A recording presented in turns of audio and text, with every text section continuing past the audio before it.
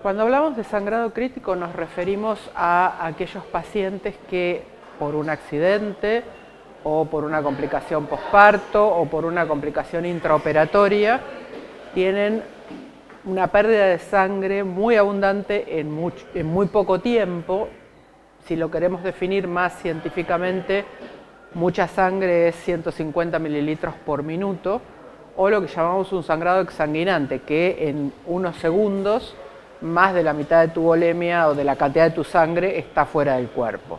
Y esto pone en riesgo la vida y hoy sigue siendo un motivo de alta mortalidad en todas partes del mundo. El motivo de reunirnos hoy es ver qué alternativas tenemos para que los pacientes puedan ser tratados utilizando todos los medios que permiten exponerlo lo menos posible a la menor cantidad de transfusiones posibles. Porque paradójicamente, si bien cuando uno pierde sangre todos pensamos que la solución es recibir sangre, en realidad hay que tratar de exponerse a la cantidad de transfusiones a lo largo de la vida mínimas e indispensables.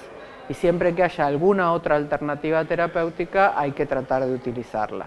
¿Por qué hay que tratar de evitar la exposición a transfusiones innecesarias? Toda vez que haya una medida terapéutica que pueda resolver la situación sin una transfusión, tengo que apelar a esa solución.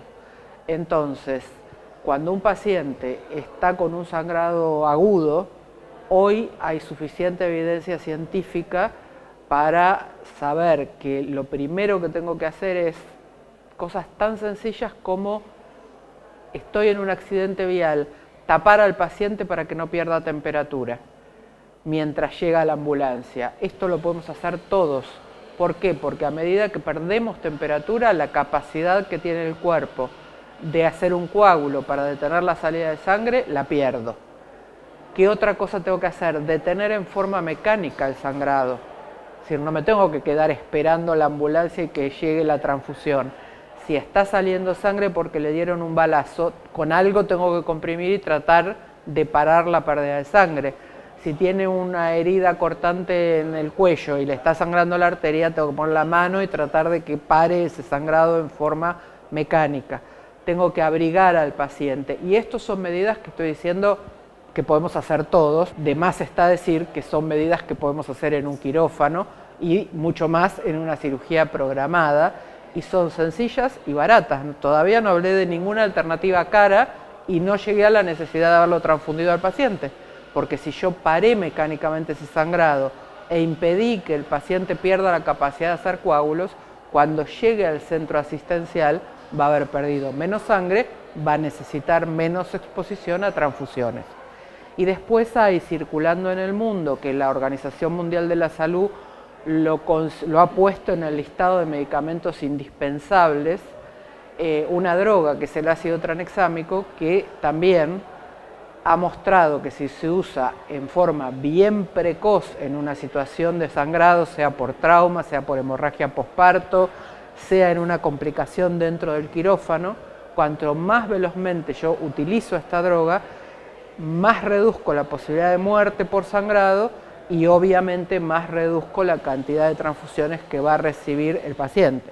Ya nombré 3 elementos que hacen que el paciente mejore su posibilidad o reduce su morbimortalidad y reduce su exposición a transfusiones.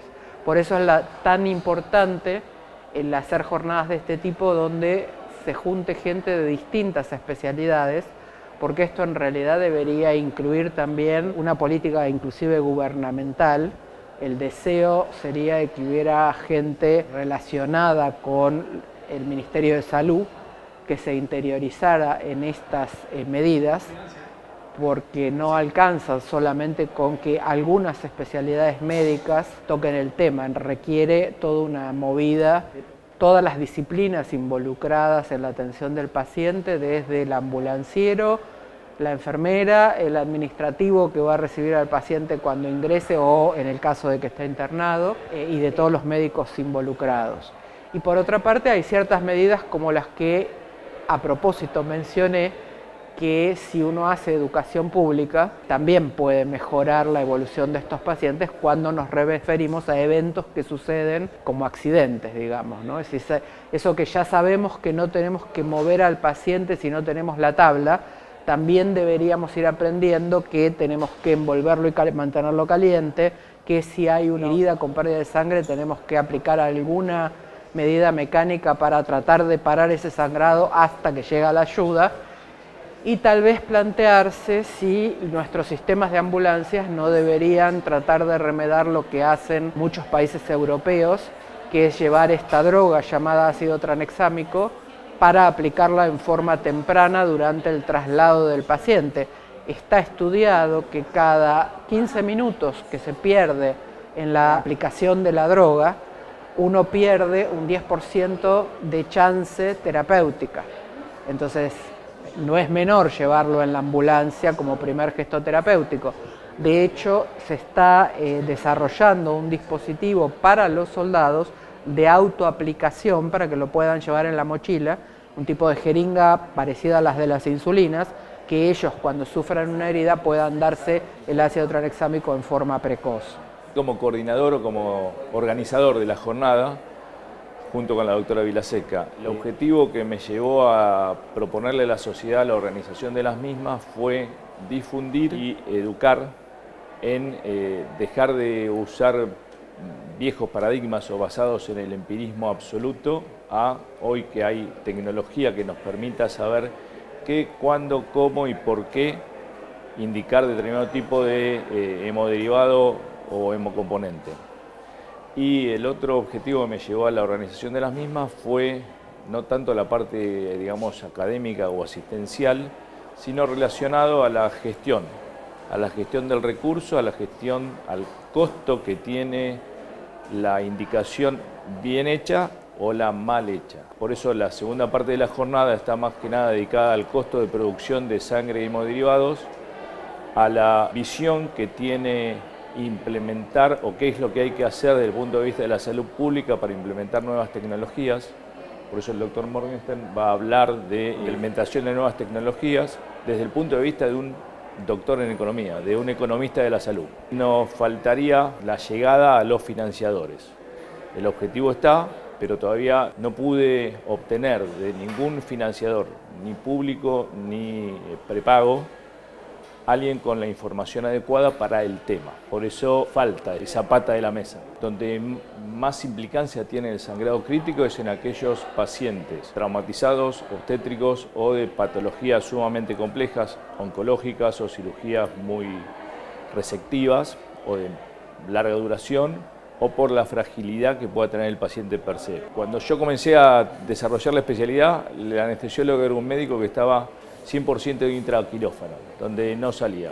Hoy el concepto de la anestesiología es que es un médico perioperatorio, donde lo que debo priorizar o no dejar de lado es lo que se llama la prehabilitación, no la rehabilitación, que sería cuando el paciente se va del hospital o en el posoperatorio, sino cómo lo llevo en las mejores condiciones a ese acto quirúrgico que es un trauma, una situación sumamente estresante. Ese es el fundamento de esto, del sangrado crítico, no tanto visto desde el punto de vista intraoperatorio específicamente, sino cómo mejoramos la condición en todo el proceso, desde que el paciente ingresa por la situación que fuere, obstétrica, trauma o por una patología quirúrgica programada, hasta que se llegó a su casa, nuevamente cuando salió del hospital.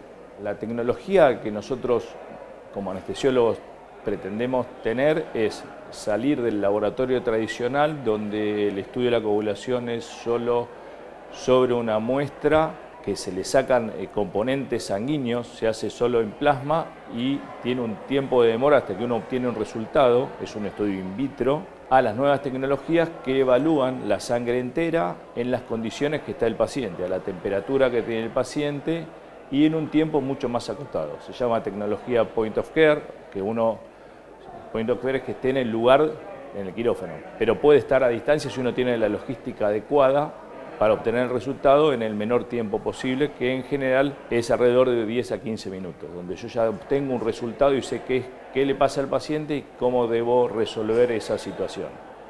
versus laboratorio tradicional, donde entre que obtengo la muestra del paciente hasta que tengo el resultado van a pasar no menos de 40 minutos.